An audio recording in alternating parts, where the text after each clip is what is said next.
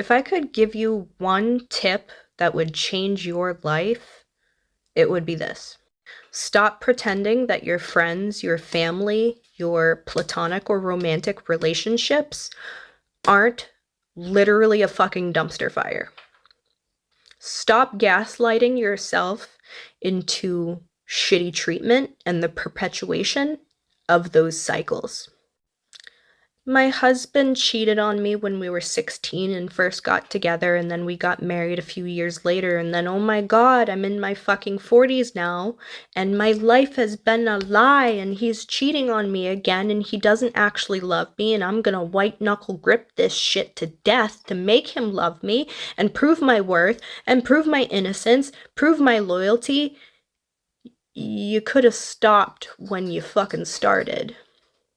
And you know that you should have, which is the actual fucking pain that you're feeling. It's your own self-grief. It's your own self-loathing of pain and the cycle of it that you perpetuate. Well, guess what? The first time that anything happens, and I'm not just talking about that one specific instance, I mean everything that occurs that are the actions of others, you don't have to be there. You don't have to exist in that world or that realm that those people do. This is where you need to have boundaries, and as we've learned before, boundaries are for self, not for others.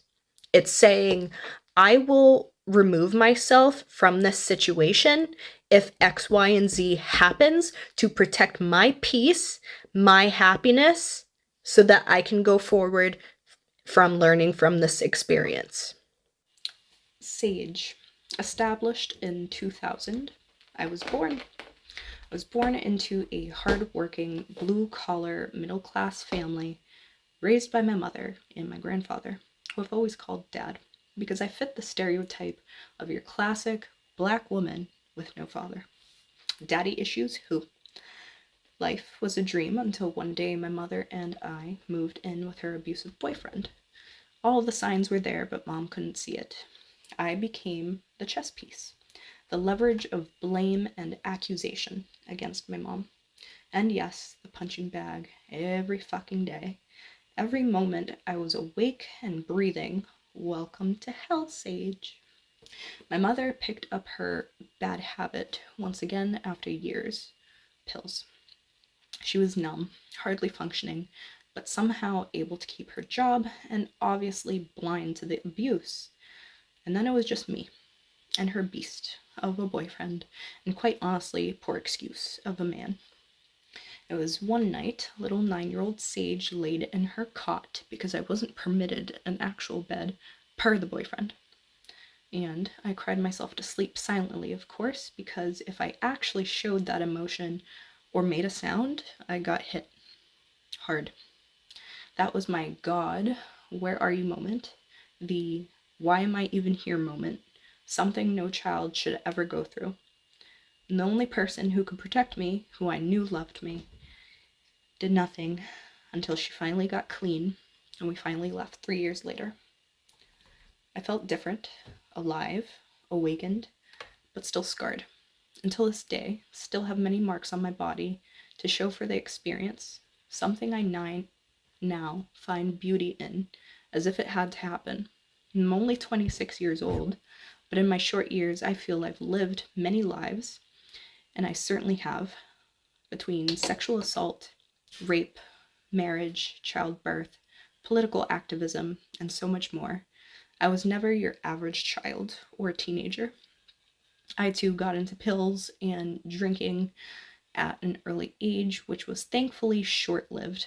But after that, I had the realization that nothing is real, you create your reality, and no one is coming to save your stupid, anxiety-ridden, depressed dumbass. Anyone could tell you, yeah, sure, I know I create my own reality. And hey, maybe that works for some people, but that was my rock bottom. Dark night of the soul, maybe. I needed everything I knew or loved or didn't love, but still held on to like a fucking comfort blanket, stripped away from me to really see the purpose. My purpose. Why the fuck am I even actually here? Because ever since I was a child, I knew I had a higher calling. I never fit in. 9 to 5s never worked for me. I could hold a job, and I did, but none of it brought me joy, and I was constantly clanking heads with my bosses. After my last awakening, I hit the books because I was forced to, not by choice, but by God, source, universe. I was literally stuck in my house and couldn't go anywhere without asking a friend. No car, limited funds. I came across articles about human design. Amidst my desperate pleas to God to show me a sign, there it was. I cried. I tapped into my spirituality with fear of being seen or perceived. I began to self-initiate myself into esoteric teachings, though a natural wisdom and knowing was always there. And so I took it to the next level.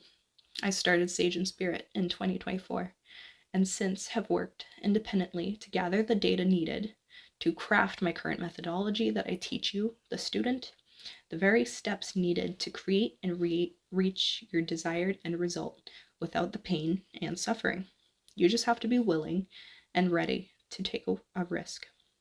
Take accountability and responsibility for yourself, your actions, your words, and the way you choose to move in this reality. And I teach new teachers who don't know where to begin in business. I teach my students how to decide what it is that they want to actually do with their lives. Learn the real reason why you don't have money, why you don't love yourself, specifically not enough to actually make change in your life. I teach the Decide and Rise method, created and refined by me, Saige. What is it? Simply put, you must discover the gray space in your life, learn your limitations, discover the problems you face, and once you've put a name to it, we can figure out which of the chakra points hold that wound or trauma via the specific symptoms you experience. Then you must decide, do I want to take action? Do I want this bad enough? Can I keep living life like this? Then you must decide to rise, which is hone your story and tell it, and your craft. It's nearly magical, the outcome, when you have done the work and choose to live in your design, aka alignment with your truth. But here's the catch. The only way that I can help you is if you quite literally extend the invitation to me, the teacher. This is a law per my human design 3/6 mental projector. Send the smoke signal and I'll be there. But you have to be ready. What the fuck will you decide? If your spiritual practice doesn't change the way that you handle conflict resolution, it's entertainment. Okay, love you. Bye. Here's why people don't like me, and that's started to show through in my engagements and in my comment section more recently, as things have grown within Saige and Spirit. People don't like my authenticity.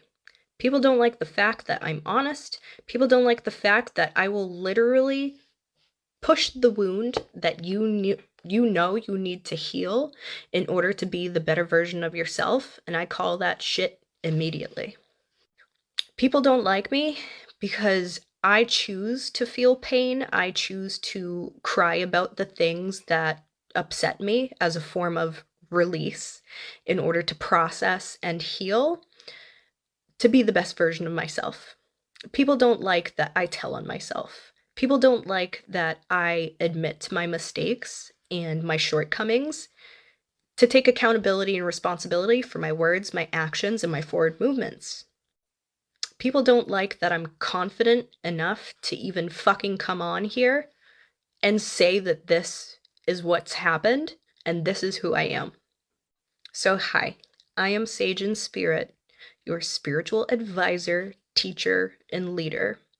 I'm a 3/6 projector, and I'm here to help you. Like, actually fucking help you. No bullshit.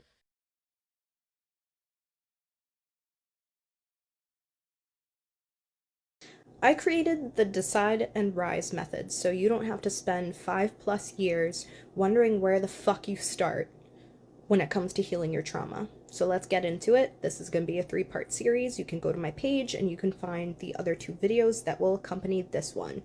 Ready, set, let's get into it. You must discover That is the root. Worthiness is the root. And it's all about seeing the truth. The truth being pain. Which chakra aligns with the clinical symptoms? Am I experiencing anxiety, depression, abandonment issues, solar plexus, root chakra issue? You must first identify the wound. Next, you need to identify where this pattern shows up in your current waking adult life. Because we don't do that fucking childhood bullshit. Sorry, inner child bullshit. And last, you must discover which narrative, which story are you currently living in or living from. So ask questions like, what is my programming? What was it that I was taught specifically at a young age that is my literal character? The core belief behind discovering these things is that you can't change what you can't fucking see. It's about bringing the unconscious pattern into the conscious mind. Part 2 will be uploaded very shortly, so like and follow for more. And the next part after discover is decide. So in the next video, we will decide what the fuck we do about this. Okay? Love you. Bye.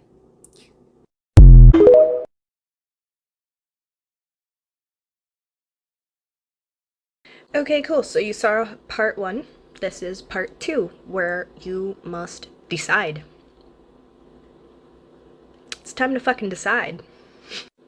Alright, so once you've discovered, you have to realize that deciding is the activation of action. That forward step, the forward movement toward your goal, dream life, desired outcome, trauma healing, da-da-da.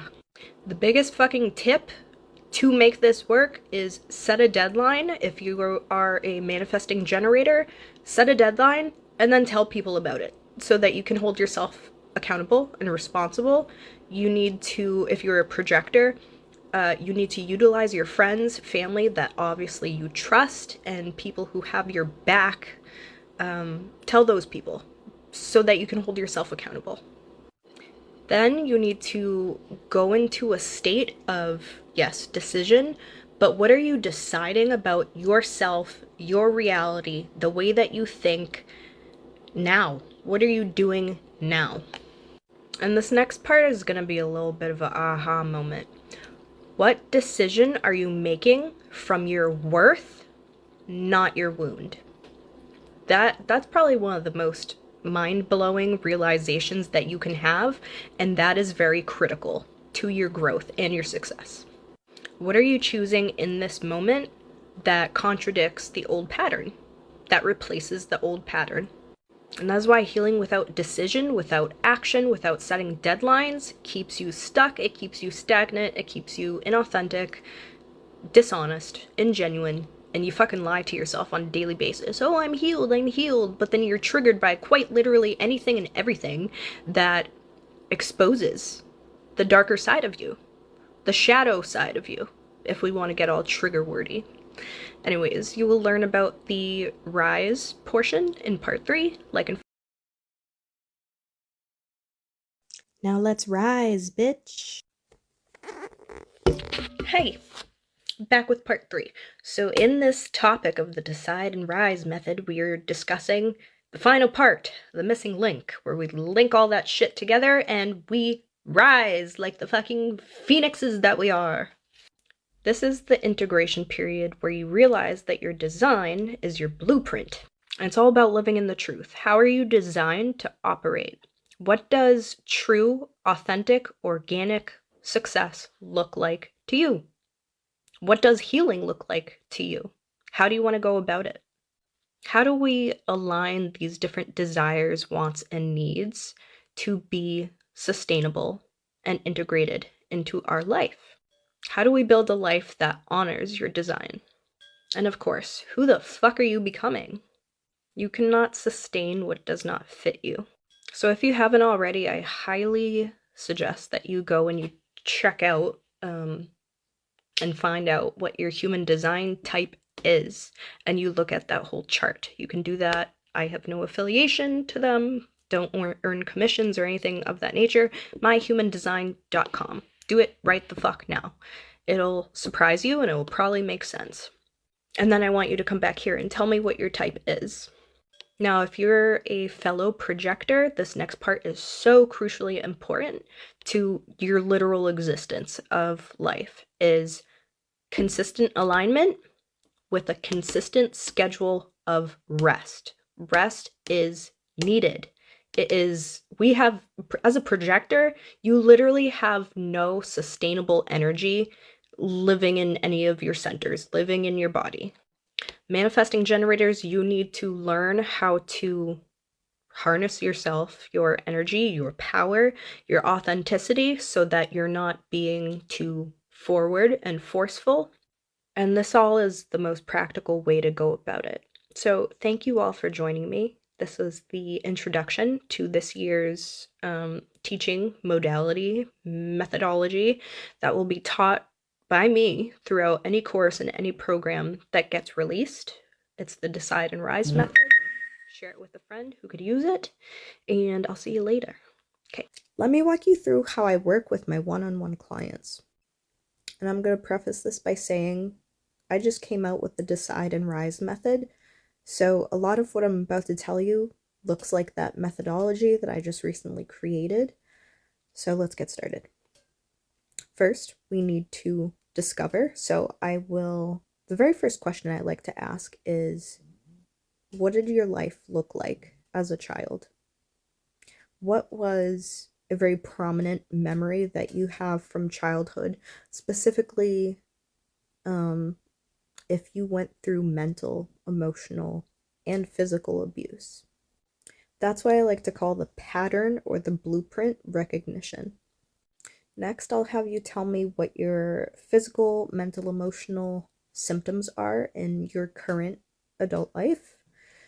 So if you tell me you have anxiety, like severe anxiety, depression, PTSD, that's all root, sacral, solar plexus related chakra issues. So at the root, you don't know who you are because you had a ruling authority over you for a pretty large portion of your life, the very formative years of your life. You had someone or someone's constantly telling you, no, you can't do this, and you can't be who you are meant to be, and there's no encouragement. There is just straight mental, emotional attacks constantly. And of course, as a child, you can't escape that because these are people who are supposed to love you, nurture you, and care for you. So what the fuck? Now, this is all from case study with my own clients, but 9 times out of 10, you end up in an abusive relationship, which you then play out that blueprint or that pattern that you learned from childhood, but now you're doing that as an adult. You are basically role-playing what you experienced as a kid. But what's different is because you went through this programming as a child, you don't know any better. So you have the naive quality. You don't know that you're supposed to be treated with basic human common decency. You don't know that you're supposed to not have to walk on eggshells. You don't know that you shouldn't be self-sacrificing for the will and the needs of others before yourself. So since you've laid the groundwork for me to work with, next we must decide. You have to decide what is the steps that you are willing to take now that you know all of this. Now that we have backtracked, we found the blueprint, we found the pattern. How do we unravel the pattern to live in our authenticity, to be able to share our story, and to go forward healed, and build and grow? What do we do next? And this is a process that is very essential, especially to my highly intuitive individuals, male or female, where you have this higher intuition, this higher knowing, that heavy influx of information that comes through the crown, third eye, and leaches into all of the other chakras that lead to anxiety, depression, PTSD, ADHD-esque symptoms, and so on and so forth. But the heavy influx of information is what really hangs you up, because you can feel that there is something not right. You can feel that there is something that needs to be done about what's happened to you. But the issue is your blueprint, so your family, where you come from, they didn't give you the resources. They didn't give you the tools to help yourself. They didn't give you the validation of love. They didn't give you the validation of nurturing, and that it's okay to take care of yourself. It's okay to put yourself first. You were probably told that you were very selfish as a kid if you ever wanted to do something that benefited you and you alone. So now that we've diagnosed, we've run through all of the clinical symptoms that are associated with the chakra system, I will have you find out your human design type and your human design authority. And I like to say that this is the breakthrough moment. This is the experience that my adult clients have where it's like an aha moment. It's very validating because you will see through your human design chart your energetic centers, or lack thereof if you're a projector, specifically a fucking mental projector like I am. You will see all of your gifts and your strengths. So as an intuitive, somebody that is highly in touch with God and the God energy, you will find more than likely that all of these gifts and talents that you have, which are stated in your chart, are all things that have been suppressed, or you've been told to suppress all of these things, and that's because all of the people around you, from your blueprint, from your pattern, were able to see that you have these gifts and you have these talents, but you're being told that you're nothing.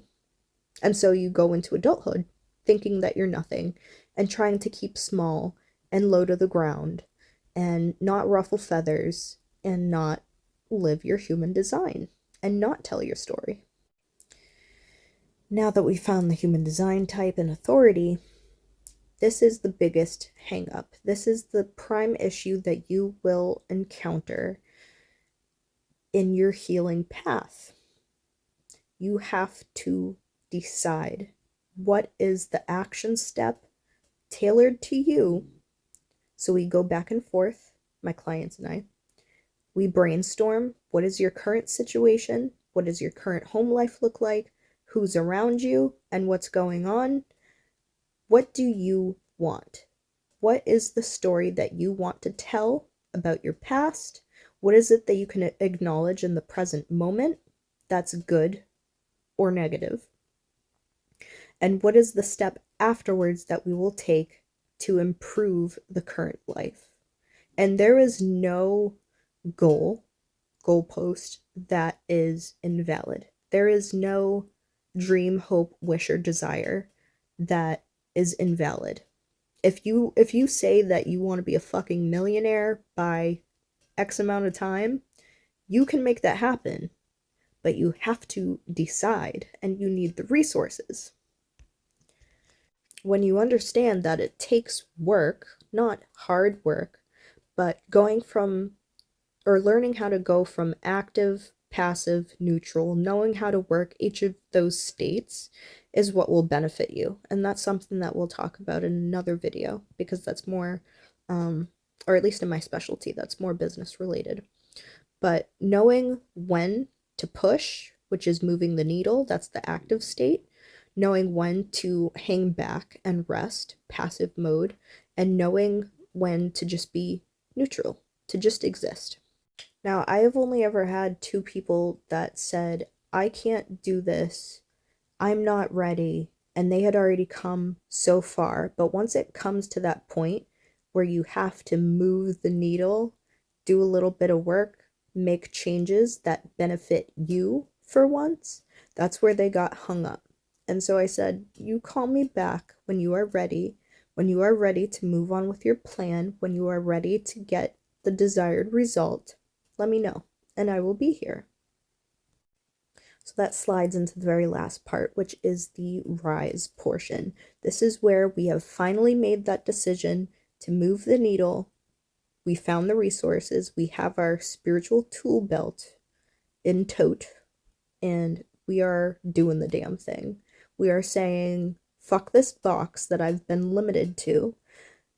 Fuck any of the doubt that people have attempted to instill in me and the fear that people have attempted to instill in me. And you'll notice, majority of the time, all of the time actually, that any opinion, because that's what it is an opinion that people have about your life and your goals, why is it that people come out the fucking woodworks when you finally say and decide that you have a goal and you're gonna achieve that shit? And it's always the lowest of the low, bummiest, broke motherfuckers that have an opinion. It's always the people that have done fuck all. Anyways, that's just a basic summary. It's been a long video. And if you need my help, sageinspirit.com. Okay, love you. Bye.